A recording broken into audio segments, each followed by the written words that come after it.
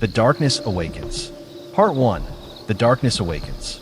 Kwong had been hearing the rumors about the haunted village for days. At first, he thought they were just stories, tales meant to frighten children and gullible adults. But deep down, a strange curiosity gnawed at him. The village had always been shrouded in mystery, and people said that no one who entered after dark ever returned. The locals referred to it as the Village of the Silent Night.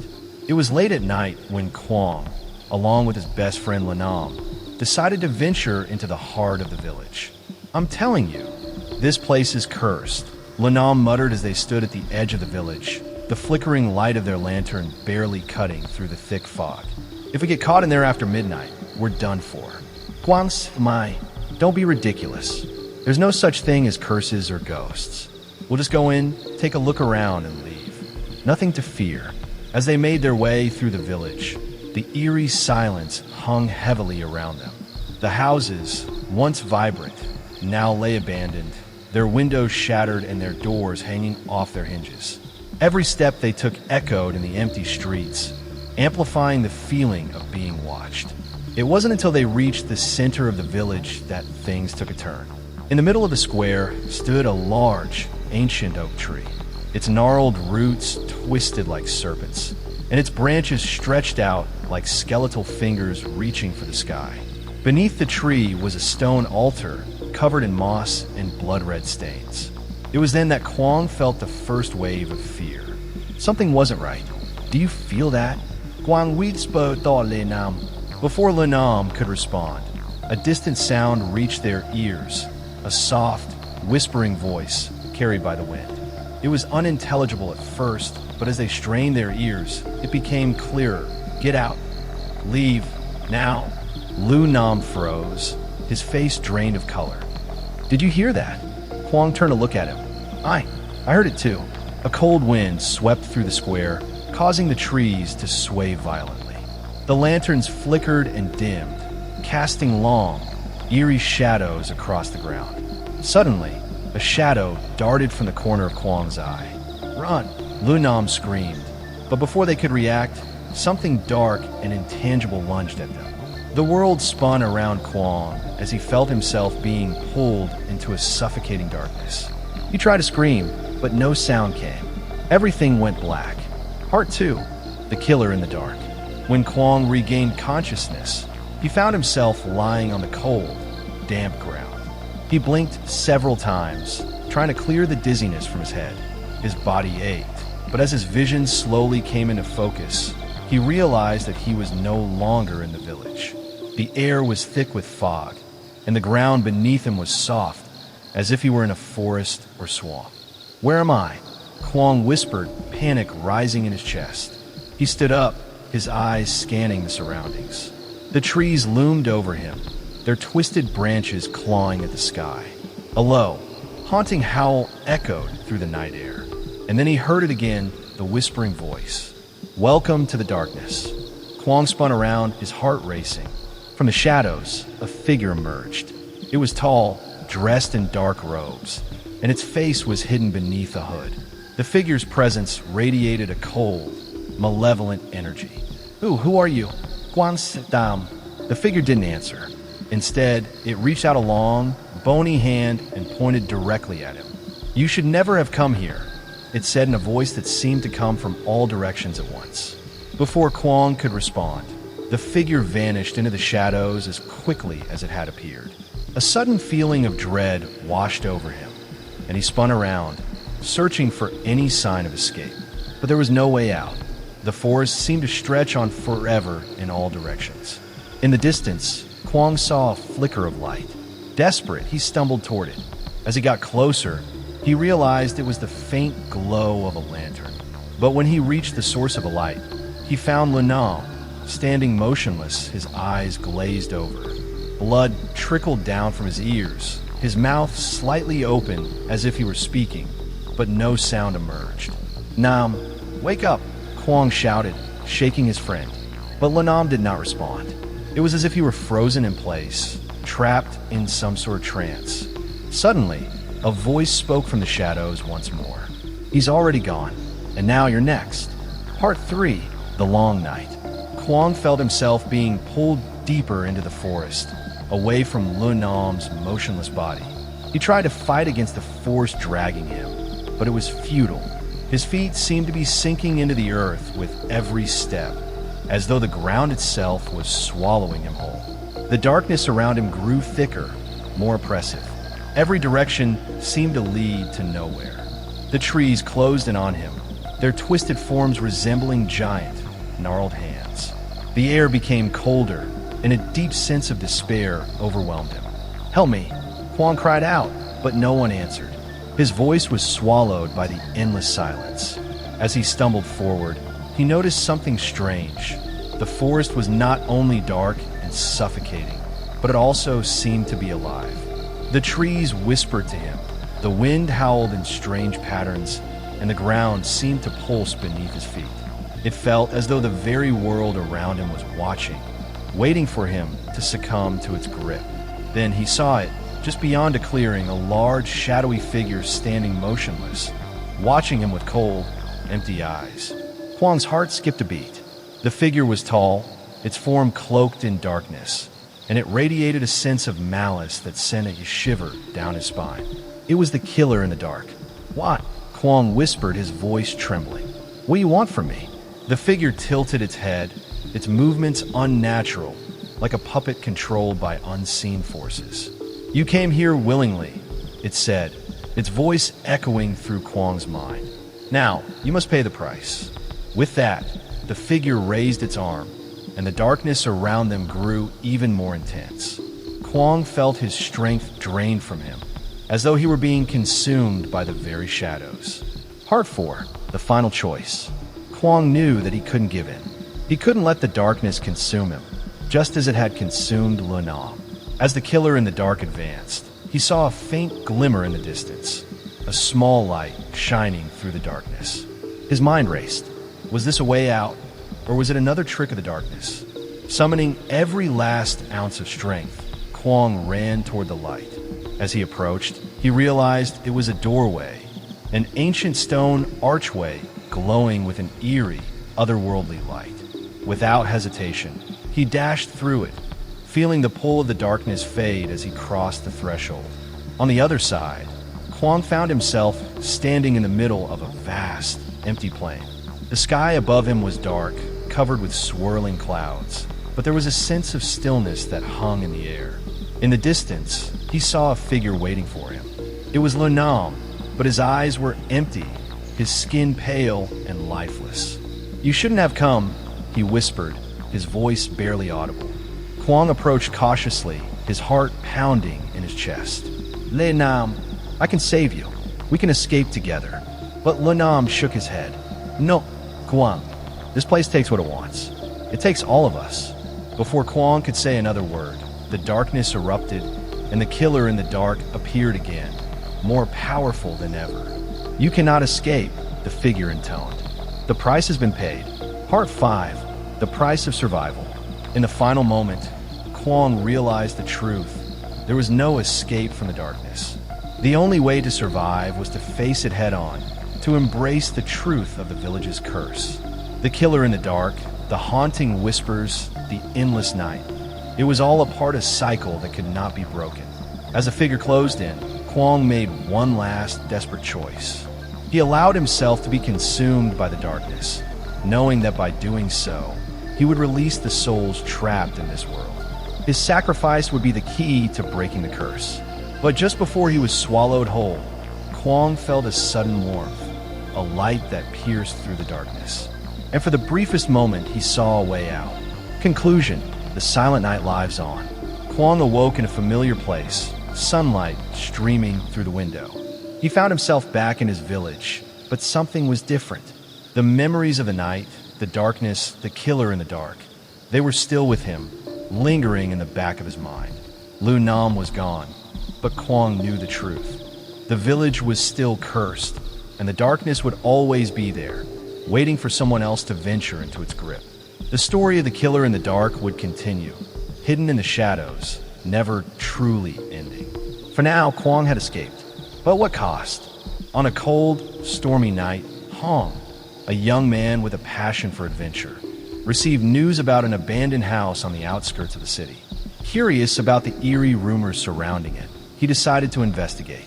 The house stood isolated among ancient trees, their thick foliage blocking out the light, creating a suffocatingly dark atmosphere.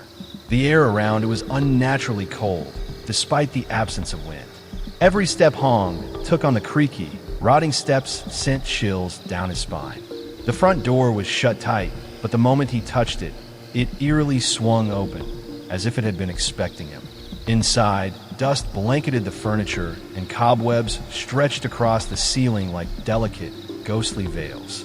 The house smelled of damp wood and decay. Faint whispers seemed to drift through the air, though no one was there. As Hong ventured deeper, he noticed the walls were covered in old, faded paintings. Each one depicted eerie, distorted faces with hollow eyes that seemed to follow his every move. He stepped into the living room, where an old chandelier hung precariously from the ceiling, its crystals coated in grime. A large, antique mirror stood in the corner. At first glance, his reflection appeared normal, but as he turned away, he caught a glimpse of something moving behind him in the mirror, something that shouldn't have been there. A cold shiver ran down his spine. He turned quickly, but there was nothing. The only thing staring back at him was his own pale face.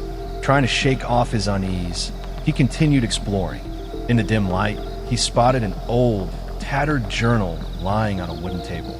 The cover was worn, and the pages inside were filled with frantic, scribbled writing. They won't let me leave.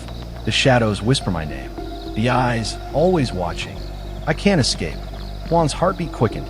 Just then, the sound of footsteps creaked from the upstairs hallway. Slow, deliberate steps, as if someone or something was descending. He held his breath, gripping his flashlight tightly. The steps stopped. The silence stretched on, oppressive and suffocating. Then a door creaked open. Hong turned his flashlight towards the staircase, but the beam flickered uncontrollably. The air grew even colder, and he felt an invisible weight pressing against his chest. Suddenly, a guttural whisper rasped into his ear, "You shouldn't be here." Spinning around, he saw nothing but darkness. But as he turned back towards the staircase, his blood ran cold. A woman stood there, barely visible in the flickering light. Her long, disheveled hair covered part of her face, but her eyes, black as coal and devoid of any humanity, stared straight at him. Her mouth opened, stretching impossibly wide, revealing jagged, blackened teeth. Without warning, she lunged toward him. Hong stumbled backward, crashing into the table. The journal fell to the floor, its pages flipping violently as if blown by an unseen force. A single word appeared, scrawled across the last page. "Run." Hong didn't need to be told twice. He turned and bolted towards the front door, but slammed shut just as he reached it. The walls trembled, the windows rattled, and a deafening wail echoed through the house. Shadows slithered across the floor, creeping toward him. He ran for the nearest window, trying to pry it open, but an unseen force yanked him back. Fingers cold and bony wrapped around his wrist. He let out a strangled scream, thrashing against the grip. A distorted face emerged from the darkness, its mouth splitting into an unnatural grin. "Stay with us," it whispered, voice layered with multiple, overlapping tones. With all his strength, Hong broke free and sprinted towards the kitchen. A rusted back door stood slightly ajar. He lunged for it, but the moment he stepped through, the world around him twisted. The walls stretched and warped. The floor seemed to collapse beneath him. He was no longer in the kitchen. He was back in the living room. The house was playing with him. Huang's mind reeled. He gritted his teeth and forced himself to focus. There had to be a way out. He remembered the journal. Perhaps there was something in it that could help. He searched frantically, but the book was gone. In its place was a single torn page, fluttering in the air. He grabbed it. The bell. The bell will break the curse. A bell? His eyes darted around the room until they landed on the old grandfather clock standing in the corner. Its pendulum was still. The clock's glass face was cracked, and inside, an ancient bell was housed above the gears. Hong rushed toward it, but just as he reached for the bell, the house retaliated. The walls pulsed as if alive, a chorus of agonized wails filling the air. The woman reappeared, now inches from his face. Her jaw unhinged wider than humanly possible, and a swarm of black insects spilled from her gaping mouth. Ignoring his terror, Hong grabbed a nearby chair and hurled it at the clock. The glass shattered, and he reached inside, fingers grasping the cold metal bell. With all his might, he rang it. The sound reverberated through the house like a shockwave. The wailing turned into piercing screams. The woman shrieked, her form flickering like a dying flame before disintegrating into ash. The shadows recoiled, twisting in agony before vanishing into the floor. The house shuddered violently. Cracks formed along the walls, spreading like veins. Hong didn't wait. He sprinted toward the front door. This time, it burst open without resistance. He ran into the stormy night, gasping for air, the house collapsing behind him. As he reached his car, he dared one final glance back. The house stood eerily still, its structure miraculously intact. But in the upstairs window, those same hollow eyes watched him, unblinking. And beside them, a sinister, knowing smile. Hong leapt into his car and sped away, his knuckles white against the steering wheel. But even as he put miles between himself and the house, the fear didn't fade. When he finally reached home, drenched and exhausted, he locked every door and window. He told himself it was over. But deep down, he knew the truth. The nightmare had followed him. As he flicked on the bedroom light, his breath caught in his throat. Written in smeared, blood-red letters across his mirror were the words, "Did you really think you escaped?" A cold breeze whispered past his ear. He turned slowly, dread coiling in his stomach. In the dark corner of the room, the woman stood, smiling. A shrill, echoing laughter filled the air. And then the door slammed shut. The call from the graveyard. It was a cold autumn evening when Leah received the call. The wind whispered through the trees, and the scent of wet leaves filled the air. She had been sitting in her small apartment, looking out over the dimly lit streets when the phone rang. The number was unknown, but something in her gut told her that it wasn't just another telemarketer. "Hello," Leah answered, her voice trembling slightly. A long pause followed, and for a moment, she thought the call had disconnected. Then, a voice, soft and distant, yet clear as day, spoke. "Leah, come to the graveyard." The line went dead. Leah's heart raced. Her hands shook as she held the phone tightly, but all she could do was stare at the screen. The voice had been unmistakable, but it was impossible. How could anyone know her name? Who could be calling her at this hour, saying something so cryptic? She stood up, pacing back and forth, trying to make sense of what had just happened. The graveyard. But why? She hadn't been to the cemetery in years. Not since her mother's funeral. The thought of her mother brought a lump to Leah's throat, and for the first time in a long time, she felt a chill that had nothing to do with the weather. The call had been strange, yes, but there was something more to it. Something that tugged at her, pulling her toward the one place she had tried so hard to forget. Her feet moved of their own accord, and before she knew it, she was heading out the door. The air outside was colder than she expected, and the wind seemed to pick up speed, as though urging her to hurry. Leah wrapped her coat tightly around herself, her mind racing as she walked down the dim streets toward the old cemetery on the edge of town. The graveyard had always been a place of sadness for her, a place where memories lingered like fog.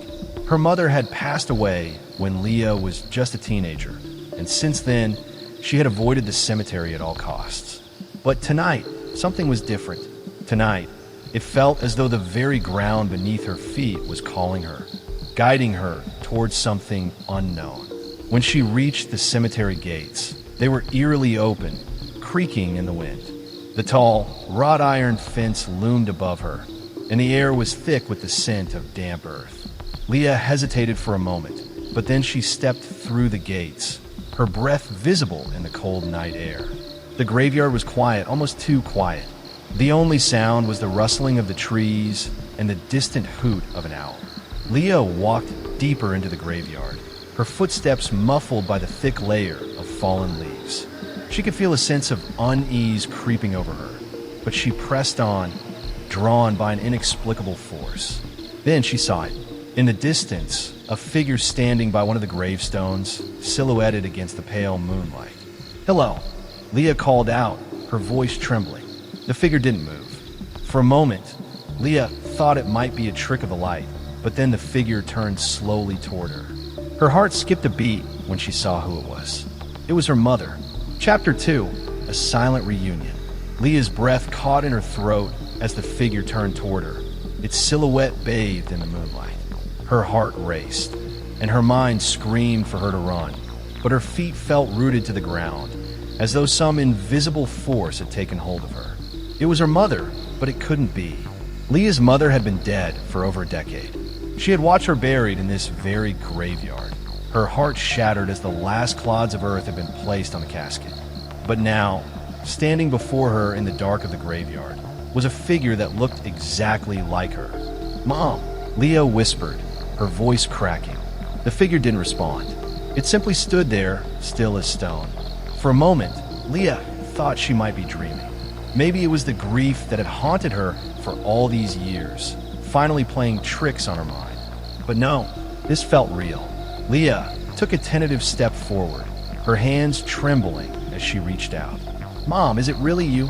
The figure didn't speak, but as Leah's hand came close to the figure's outstretched arm, it felt cold, colder than anything she had ever felt before.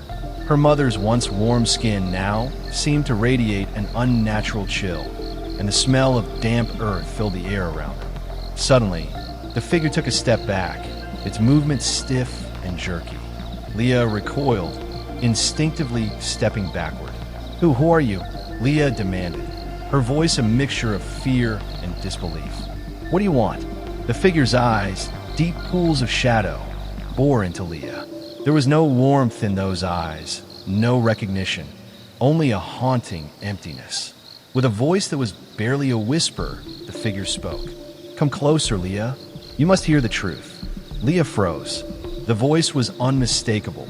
It was her mother's voice, but distorted, like an echo from the grave. It sent a shiver down her spine, and her mind screamed for her to run, but her feet refused to obey. "Come closer," the voice repeated, now more insistent, pulling at Leah's soul. "You must know." Leah's heart thudded in her chest. She wasn't sure if she could trust this apparition. It could be some trick, some hallucination brought on by the years of grief she had buried deep inside her. But a part of her, a part that had always felt the absence of her mother, longed to know the truth, longed for answers. Slowly, Leah stepped forward, her body shaking. The figure didn't move, didn't say another word. But as Leah drew closer, she noticed something strange. A pale, glowing light around the gravestone the figure stood beside, an ethereal aura that shimmered like the faintest fog. It felt wrong. "Mom," Leah asked again, her voice filled with desperation. "What happened to you? Why are you here?" The figure's lips parted slightly, but no words came. Instead, a sound, low, distant, like a wailing wind, began to fill the graveyard surrounding them. The atmosphere thickened, and Leah's pulse quickened.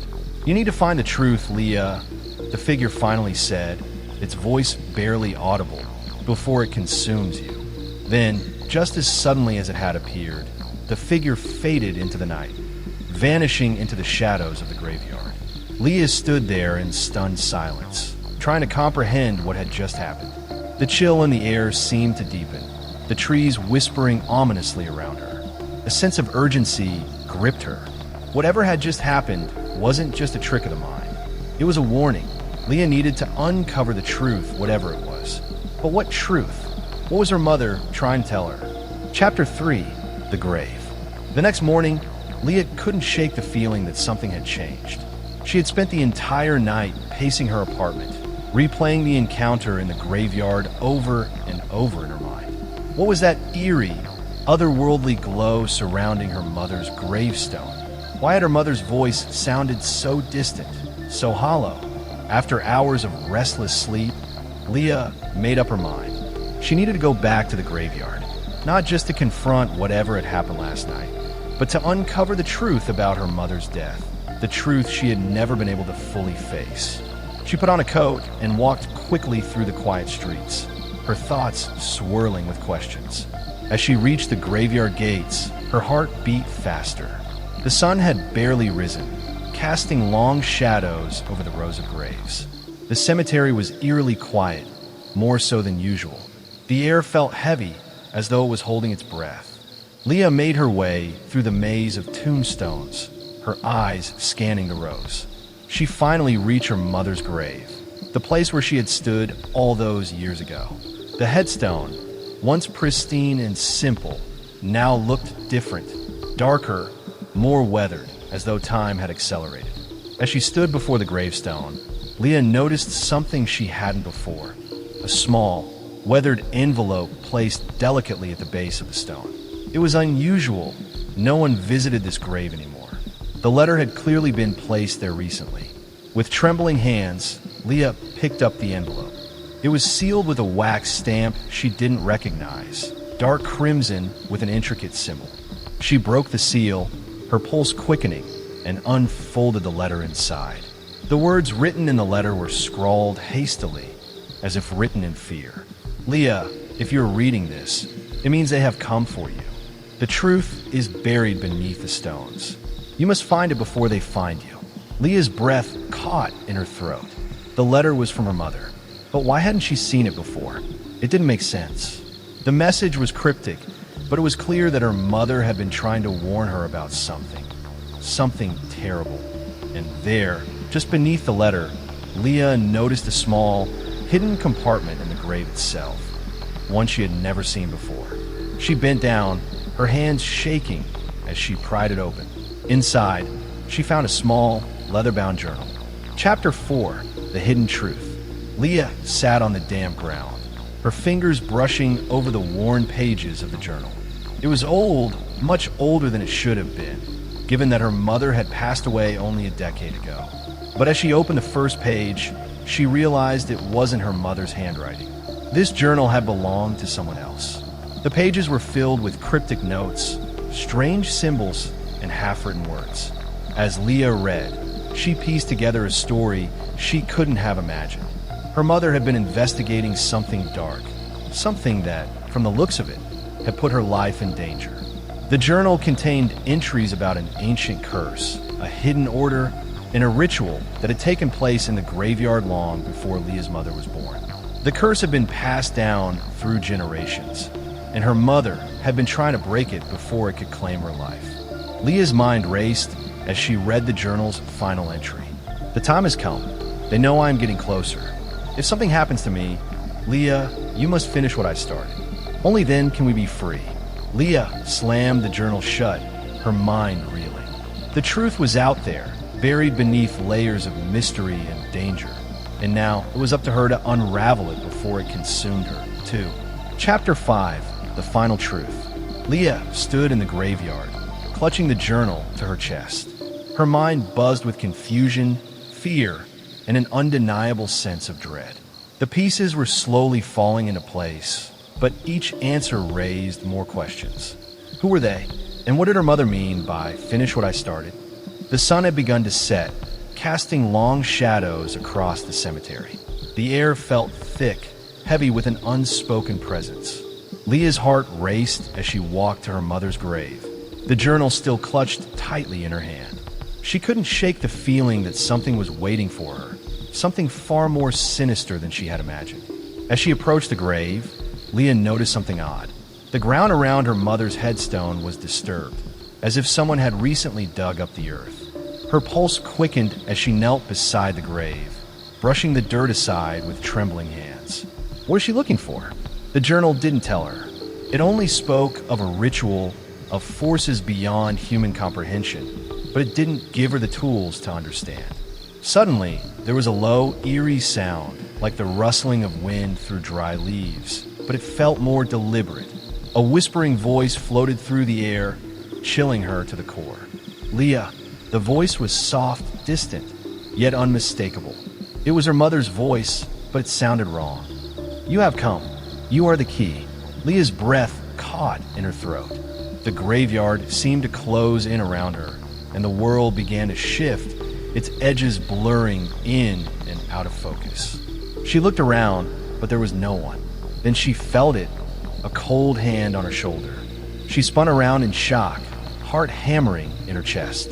Standing before her was the figure of her mother, but this time it was different.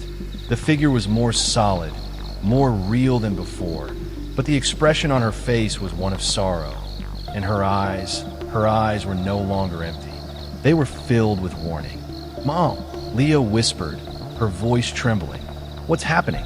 What I need to do?" Her mother's figure trembled, as if struggling against some unseen force. You must finish the ritual," she said, her voice barely audible against the wind. "You are the last, the bloodline. It must be completed, or they will come for you." Before Leah could ask any more questions, the figure of her mother began to fade, just as quickly as it had appeared.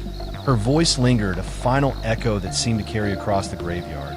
"Don't trust them. Don't trust him." The ground beneath Leah's feet shifted, and suddenly, she was no longer standing in front of her mother's grave. The entire graveyard had transformed. The tombstones now appeared twisted and jagged, their shadows stretching far too long. The sky was an unnatural shade of dark red, as if the very atmosphere was alive with malevolent intent. Leah stumbled backward, her eyes wide with panic. From the corners of the graveyard, figures began to emerge, dark, shifting shapes that glided silently toward her. There were no faces, just shadows and whispers that seemed to reach out for her. The figures circled her, their movements synchronizing, closing in like predators hunting their prey. Leah's breath quickened, and her legs felt like they were made of lead. She tried to run, but no matter which way she turned, the shadows blocked her path. "Leah," the whispering voice came again, but this time it wasn't her mother's voice. It was a man's, low, cold, and filled with malice. Out of the darkness stepped a tall figure, dressed in tattered black robes. His face was hidden beneath a hood, but his presence was unmistakable. He was the leader of these shadows, and he had been waiting for her. "You are the last," he said, his voice echoing like thunder. "The ritual cannot be stopped now. It is in your blood, Leah. You cannot escape it." Leah's mind raced, desperately searching for a way out. The journal. There had to be something in the journal. She reached in her coat pocket, but it wasn't there. The journal had vanished. Her hands were empty. "No," she screamed, panicking. "What do you want from me? My mother didn't want this. She was trying to stop it." The figure chuckled darkly. "Your mother was a fool. She thought she could break the curse, but it is too late. You were always meant to finish what she started, Leah." Tears welled up in Leah's eyes as the truth began to dawn on her. The ritual, the bloodline, the curse, it was all a trap. Her mother hadn't been trying to protect her. She had been trying to save Leah from herself, but it was too late. Leah was the key. She was the final piece to the puzzle, the one who would either seal their doom or unleash something far worse. The robed figure stepped closer, raising his hand, and Leah felt a sharp, searing pain in her chest. She gasped, falling to her knees. The shadows seemed to pull at her, wrapping around her, suffocating her. Just as she thought she would lose consciousness, a flash of light illuminated the graveyard, and the shadows recoiled. The man in the robes staggered back, his face twisted in fear. "No, it can't be," he shouted. Leah's heart pounded in her ears as she looked up. There, standing in the distance, was her mother's figure once again. But this time, she wasn't alone. Behind her, a figure Leah had never seen before, a tall, shadowy figure with piercing blue eyes, stood protectively by her side. The two figures locked eyes with the robed man, and the air crackled with energy. "You should have left her alone," the figure beside her mother said, his voice deep and commanding. The robed man snarled, but he was no match for the power that emanated from the two figures. With a deafening crack, the ground beneath him split open, and he screamed as he was pulled into the abyss. The shadows vanished, the oppressive atmosphere lifting. Leah gasped for breath, her body shaking as she looked around, trying to comprehend what had just happened. Her mother's figure walked toward her, her face softening into a reassuring smile. "It's over, Leah. You are free." Leah opened her mouth to speak, but the words caught in her throat. Instead, she reached out to touch her mother, but as her fingers brushed against the figure, it flickered like a fading dream. "I will always be with you," her mother whispered, before she faded into the light, leaving behind only a soft warmth that lingered in Leah's chest. Leah stood alone in the graveyard, the sun now rising in the distance, painting the sky with shades of orange and pink. The curse had been broken, but at a cost. Leah was free, but the price of the truth was far greater than she had ever imagined. She had learned the truth about her bloodline, about the curse, and the dark forces that had haunted her family for generations. But the one thing she would never forget was the love her mother had shown her, love that transcended even death. As Leah left the graveyard, she didn't look back. She had broken the chains of the past, but she knew she would carry the weight of the truth forever.